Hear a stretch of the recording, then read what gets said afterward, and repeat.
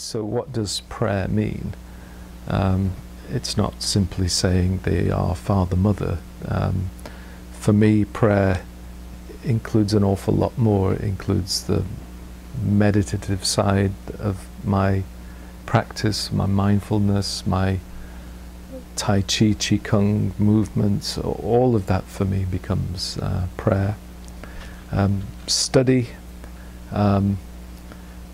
is very close to the heart of what we do as Lindisfarne, and for me it's an extremely large part of who I am. What I do is to study, but not merely the study of books and writing, but the study of life. Work has many facets, from physical manual work to mental work to caring work, all those different things, and rest. And talking to folk, I think this is in terms of the balanced life, this is one we find the most difficulty with, is rest. We are a driven culture, right? We work constantly. When I get back to work in August, I will say to colleagues, have you had a nice summer? Invariably the reply is, I didn't get as much done as I wanted to. And I always say, no, I didn't ask you that. I said, have you had a nice summer? You know, what rest have you done? What fun have you done? Which beaches have you lain on? You know, what? And we find it very difficult to admit to that. So we get up extraordinarily early and go to bed very tired, to get up extraordinarily early, to keep working, because if we're not working, we're not productive, and to be unproductive in our culture is to be a failure, right? So I think many of us actually, in terms of the balanced life, need to work on the rest. And you're immediately thinking, you don't have time to do this. You know, I have not time to rest. I've got so many things to do, and if I don't get that done, the world will collapse. And I'm fairly sure it won't. But we do have to be very intentional about rest. The fourth element of our way of living is spiritual direction, the Anamkara, the soul friend.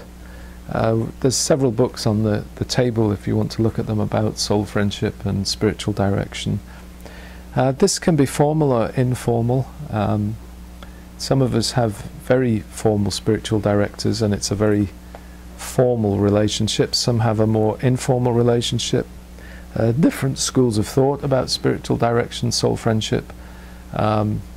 One is that the spiritual director is in a sense in a higher position, a more mature person who gives direction to the seeker.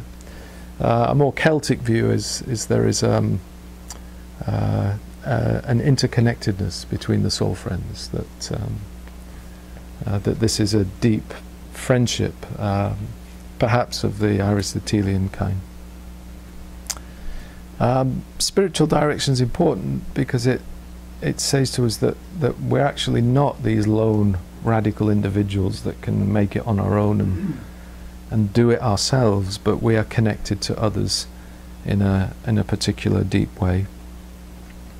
The fifth element of our rule are the disciplines of the new monasticism. In the way of living, we actually call them the practices, and since we formed the way of living 10 years ago, my own view of practice has changed, and I rather think of what we call then the practices now as the disciplines of the practice of the new monasticism. The whole of our life is the practice, and the things that we do, the meditation, the mindfulness, those are particular disciplines that help us build the practice. And we say there are 6 disciplines: Eucharist, daily office, meditation, mindfulness, study and service. And again, those categories are quite broad. They're not tight, exclusive little things. They're actually quite expansive. one that is particularly important to me, or perhaps two that are interconnected, are meditation and mindfulness. And increasingly that is a bodily practice. It's not merely a head thing, a spirit or mind thing, but meditation and mindfulness is the integration of body and mind and spirit and breath and energy, and everything that we are is an integrated whole. And anyway, that's becoming increasingly important in my own disciplines. The sixth element of our way of living is our understanding, our 15 understandings, which you could summarize as the way of love. And that's what we understand together as community. I said yesterday, I think at one of the meal times, that though we wrote the understandings have taken on a life of their own, so that when we're in dialogue about the understandings and people are bringing out their interaction with the understanding actually is bringing life to us, and it's like that which we said has developed this identity of its own and is being added to as time goes on by the collective voice of the community. And that's a very, in one way, a very humbling thing, and also a very dynamically powerful thing. So we're actually learning things together that we did not know were there when we actually said it, which is interesting. So our rule, our way of living, our intentionality that makes us distinctively the Lindisfarne community is encompassed in all of that. It's our intentionality to be as Christ, to find Christ, our balanced life, prayer, study, work and rest, spiritual direction, and the disciplines that we seek to follow. It's all of that that makes us Lindisfarne community. And when someone makes inquiry and says, okay, what is it? What are you about? What do you do? What's this thing? That is it. That's what those who were noviced and professed yesterday, that's what you were noviced into, Carol. It was that way of living, that kind of life. So that's the first distinctive that we are. It's our particular way of living, and it's, again, it's not unique. You can see resonances and commonalities between our way of living and others, and we of course developed it from others.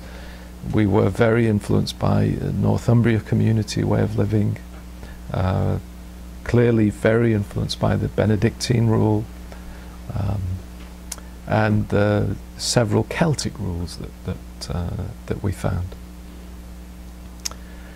The second distinctive is our take on the new monasticism, which is secular monasticism.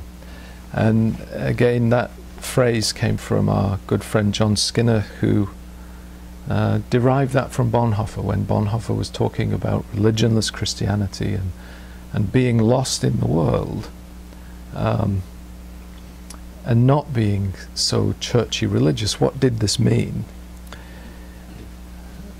Now, when Bonhoeffer suggested that, of course, he was martyred very soon afterwards, so we were never given the gift of knowing what was in Dietrich Bonhoeffer's mind. But the gift that we were given